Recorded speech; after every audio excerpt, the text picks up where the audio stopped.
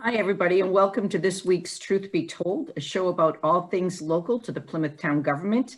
I'm your host and the town manager. This show is another way that we are trying to do outreach to the community and let residents know, bring them into the fold of what is happening with their own government. And we hope the show will serve as a resource to all of you. And if you ever have a question or something that you would like me to cover on the show, then feel free to reach out to me. All the contact information is right here. So you can do that anytime. I'm always reachable. Sometimes the show is going to go through my town manager's reports, and I will do that depending on how much time we have available. I may get to some of that today, but if I can't, I'm glad about that because it means that Veterans Agent or Veteran Services Director, Roxanne Whitback, and I just kept talking. So I have worked together for a long time. Welcome, Roxanne. I'm glad you're here with me today. You may have noticed if you follow me on Twitter. This was you're a guest that I didn't do the sort of catchphrases or the play on words that I've been doing with each other, with the other guests on this. And that's because you have such an office and services that you offer that can be highly emotional. And for that reason, I just didn't think it was appropriate, but I still wanted everybody to know that you were going to be on the show today. And the first, I'd love you to just tell the residents of Plymouth is how many veterans, how many, of these honorable men and women reside in this town? I'm going to guess it's upward of 10%, Melissa. We do have a very active veterans population here. A lot of times they'll come from other towns too, because they'll have a friend who says, oh, well, she helped me, so could you help my friend? So we do service not just specifically Plymouth, but all surrounding towns too, of veterans that aren't getting the services that they need. We try to steer them to their town because they can be screened for local options as well as on the VA federal level as well. See, I love that you help the other communities because at the end of the day, your office is just like our senior center. You're here to help the veterans in any way that you can. In some of the areas where, as I look at your website, that I really liked is two jumped out at me right away. One was help for military families when it comes to anything that they may need, relocation service, utilities. And the other one is there was a job, there was a ability to help some of our veterans when they come home, find jobs and find careers. And certainly when a tragedy strikes, there's a way to help the families. So I'd love you to talk a little bit about those exact services. And then I know for so many of us that have been in the town for quite some time, we've seen some real sadness when it comes to our veterans and how they return back to the community. Can you talk about a little bit about that? Absolutely. Since I've been the veteran service officer, I took over as the VSO in 2009, and pretty much right out of the gate, we had back-to-back two soldiers that were killed in action. So that was really a difficult time, but I learned so much during that time that I have been able to help other veteran service officers that are, going through it. And to be quite honest, we are going through it right now. We are bringing a soldier home this evening from Fort Bragg, and I'm standing by to assist the family however they need me to help them. But yeah, that's probably the saddest part of the job. The rest of it is just so fulfilling, helping veterans find whatever that they need. If it's, a returning soldier or sailor that needs educational benefits, we steer them in that direction. If they want to file claims with the VA for injuries that they sustained during service, we just do everything. Anything with the word veteran in it, we will, if we don't know the answer, we will find the answer for them. And I know that I've been with you as you've supported those families when they are bringing their loved one home that has died in action. But we also have some wonderful, and I don't even know if I can use the word old timers. I don't know. Some people find it complimentary, some don't, but we have some wonderful longtime veterans who have been home that we also lose at some point. And earlier, before we started the show, you went back and grabbed a picture from me. We had a little technical glitch that I'm sure PAC TV will cut out, is that we also have some wonderful older veterans that have lived in the community that you've certainly got to know very well. And I've met too. And you have a picture that it sounds like you recently got it. Can you show that to us and share it? I did. I actually got this from Emily Sharaf when Eric passed away. But unfortunately, everybody in this picture's passed away, which really makes me sad, but there's Alba and Tommy and Eric and Larry. And it's just, when I first started the job, those guys they were the mentors, you know, they taught me a lot of stuff. So just happy to have that picture. It's really quite a gift. I think I met all of them. Elba was wonderful because, of course, she served as a selectman years and years ago, and they were all great. I always admired her because a woman in that role from so long ago, and then being selectman in a time when women didn't serve a lot in roles like that. So I admired her courage to do that. And being a veteran herself and serving on MacArthur's staff, I mean, who can say that? Right. She's amazing. Right. I mean, I will never forget her. She was probably one of the first people that congratulated me on the job. And she just said, you know, you as a woman veteran, and that just meant so much to me. And I'm like, you know, she goes, you're the first woman to hold this position in this town as the VSO. And, you know, it was basically, she wasn't schooling me, but she was like, you know, we have to uphold our, you know, ourselves in the community. And I always took that as a very special lesson from her. It was always very I remember when we appointed you, Roxanne, and I remember how delighted I was. And it was different to have a woman in this position. And you have now been in it a long time. And I think we were, you know, make it a little years. You were still zooming in on the show. We were saying, I haven't met anybody that doesn't think you're wonderful and hasn't appreciated the services. So we'll leave that, but it's appreciated. I want to talk a little bit about all the events because you are involved in so many. You have a Veterans Services calendar, don't you, on the website? Yes, we do. We do a lot of different events.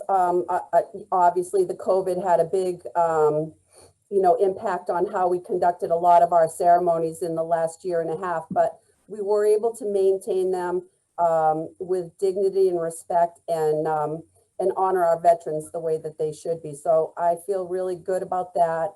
Obviously we have every Memorial Day, every Veterans Day, our very special ceremonies for our veterans, but we do a lot of in between, like, you know, when we replace the flags on the veterans' graves in the springtime, when we, you know, we have food drives, we do whatever we can to help a veteran in their time of need. And I do go to training 3 times a year because this job is always evolving and changing and expanding. So I like to be, I've been doing it for 12 years and I would not even ever say I know nearly as much as I would love to know about everything. And I know that a couple of weeks ago, there was a conference held here in town. Was it with all the different veteran agencies? That was the American Legion. They had their annual conference here in Plymouth, which they've had for the past few years. So it was really nice to go down and address the group and welcome them to Plymouth. But yeah, we do things like that all the time with stay very connected with the local organizations. And, you know, if they have, you know, say that they do dinners or they're going to do a golf tournament, we try to support and get the word out to the community. So it's a well-received and well-attended events. So we have some really close partners here in town. You mentioned the American Legion, who has been so good when we need something. The Veterans of Foreign Wars is another one that I know that you've dealt with regularly, and also Disabled American Vets. Is that correct? Yes. Yep. They're all very active organizations in town. And I partner with all of them and also with the Vets Council. And anytime we have an idea or something, we run it through all the organizations and make sure it's acceptable to everybody. You know, because it's not just my way or the highway. It's everybody has an input into how we're going to move forward. And it works out fine. Are your meetings, you didn't have really any meetings in person until recently? Yeah. I went to one on Monday in Raynham, and it was the first time that I've been with my counterparts on the South Shore. So it was really nice. And we are going to be having the one in September, the clam bake in September. So this is a formal invitation for you. Hopefully you'll be able to join us. Well, but yeah, it's great to be able to meet again in person. Tell tell me about the Memorial Scholarship.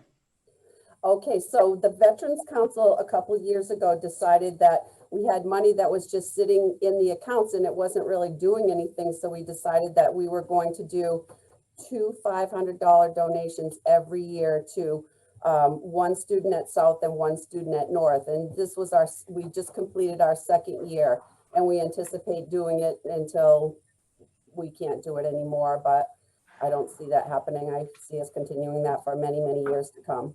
Oh, and I think people will be so generous. So even if those coffers ran low, you know, I think you just say the word and that would be replenished really quickly. I want to show a fun picture. So you sent me a couple. So there's going to be pictures that we put up on the screen right now. One is tell me a little about the first one, the famous one from 1945. Oh, yeah, the famous kissing soldier in Times Square. I always loved that picture. I thought it was an iconic picture and it says so much. But little did I know that in my career that I would be able to meet that person. I actually met that man and it was amazing. And this is him that they're showing now so many years later. And he signed the picture for you. He gave you a sign. From one sailor to another. I'm like, yes, that was so nice. That was so nice. And I'm going to show another. He passed away, but it was a pleasure to get to meet him while he was still alive. And the nurse that he is kissing in Times Square, they didn't even know each other. So a lot of people thought, you know, maybe they were boyfriend and girlfriend, but it was just somebody passed on the street and was just so overwhelmed with joy about the war ending that he just grabbed her. I thought that was great. And I love that you met him. And the second picture I'm showing, tell me a little bit about this one. This is you on the Mayflower. Oh yeah, yes. Oh my gosh. So a couple of years ago, they reached out to the veterans and they said, if any of your veterans have anything from their memorabilia that they would like to contribute. So I was a chief in the Navy. So, and I was very proud of that rank.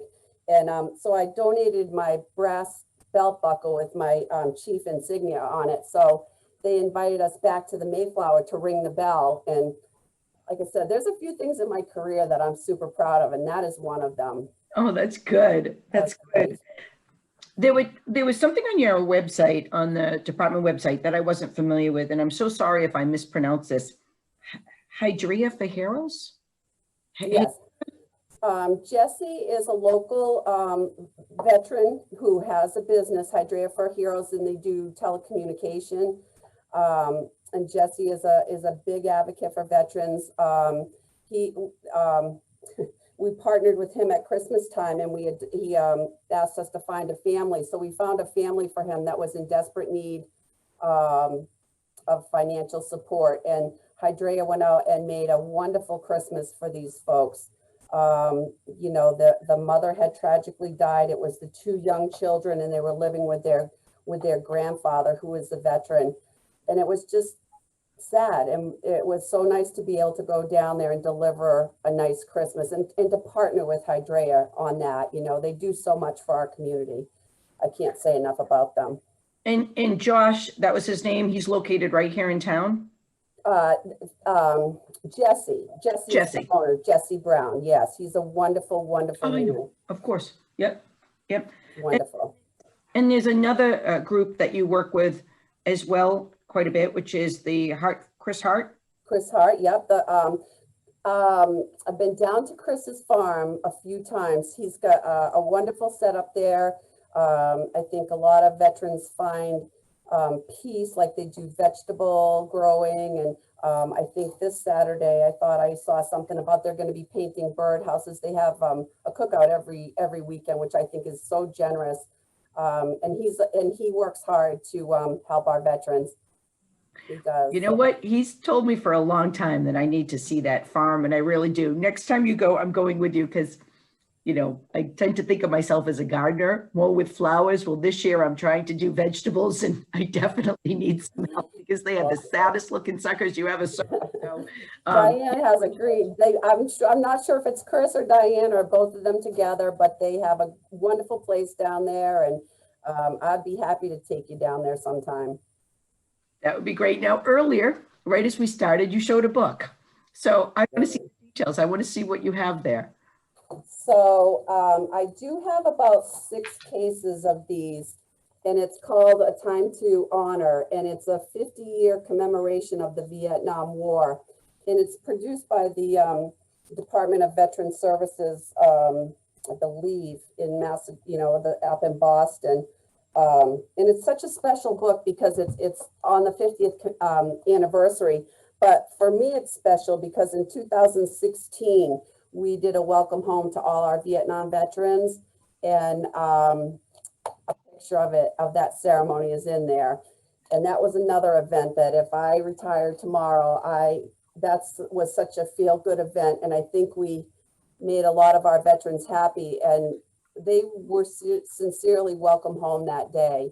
And to me, I've done a lot of claims of veterans that will share with me how they were welcome home years ago, and it wasn't pretty. And it's nothing like our kids today coming home get. I mean, they get the services in place, they get told where to go and who to see to get the help. But these poor guys couldn't even wear their uniforms home at risk of being attacked or spit on or just verbally assaulted. It wasn't a good time for them. So in 2016, we were able to honor them and welcome them home. And it was probably one of the best things that I was ever able to participate in. I'll never forget it. Right. No, I won't either, but not that you can say things on the show about, if I retire tomorrow. So you'll be. Oh, you know what I would love you to I'd love you to do, Roxanne, though, is I would love you to present, if you're okay with this, present one of those books to the select board, because if they accept one as a gift, I can put it in. We've started, when we moved in here, an official gift collection that has protocols. It has dates when things were received. It's archived. There's a good recording of it, because so many things, we've lost, things have disappeared throughout the year. Right. That to happen here. So if you ever wanted to do that, I know they would love that. One, and do you have one displayed right now downstairs? You mean out in like the lobby area? No, but I can put one out there. I do have them on my counter, but I think that's a great idea to select, give one to the select board, because it's just such a part of our history, Right. and it's important. And especially in Plymouth, where we've got so many veterans, and we used to talk about losing the World War II veterans, but we're losing the Vietnam veterans now. And it's happening way faster, because of the Agent Orange that they were exposed to and the horrible diseases they're now fighting, So it's tough. That was a tough war. Well, after the show, you and I will schedule that. And then once the board accepts it, we'll officially display it, and it will stay there, and it will something we can have. That'll be great. Well, listen, that's going to do it. The time goes by very quickly. So it really does. I'm going to wrap up with a couple of things from my town manager reports, but thank you. Thank you for coming on with me today, Roxanne. It meant a lot, and I was happy to have you. Thank you. And if I could just share one last thought is, if there's a veteran out there, or anybody knows a veteran that's suffering, because we are a proud group, I will tell you that. And sometimes when we don't always know how to ask for help or where to find the help that we're seeking, I just want to leave our Zoom meeting, if I could just say that I'm here for any veteran at any time. If I don't know the answer, I'll find you the answer, but please, come get the help that you're entitled to. And that's all I want to leave with. That's a perfect final message. Thank you. So I'm going to jump to the 1620 spotlight, and I'm doing something a little different today, which is it's a flyer that came out that I'll be providing to the select board today. And it's called, it's going to be a virtual show, a virtual meeting, where it's called America's Hometown, We Survived COVID, What's Next? And it reads, it's been a long, rough 15 months. How has downtown Plymouth fared? How does its experience compare with similar downtowns elsewhere? With the growth in online competition, what is the future of brick and mortar retail in general and downtowns in particular? What are the best practices from around the country that can position our downtown Plymouth for a robust recovery? All of you are welcome, and please tell your friends and neighbors to attend to this virtual presentation on these subjects by a national retail consultant who is working with the town, the Plymouth Area Chamber of Commerce, the Plymouth Regional Economic Development Foundation, and See Plymouth on a Commonwealth-funded local rapid recovery plan for downtown Plymouth this summer. Moving forward, following his remarks, all the attendees are going to be able to engage in what will probably be a spirited Q&A portion and give us feedback on the projects the town, the chamber, the foundation, and Seat Plymouth should consider incorporating into our recovery plan. And there's also a gift card available to some lucky attendees. So I hope you can try and make it. It's July 1st at 9:30 a.m.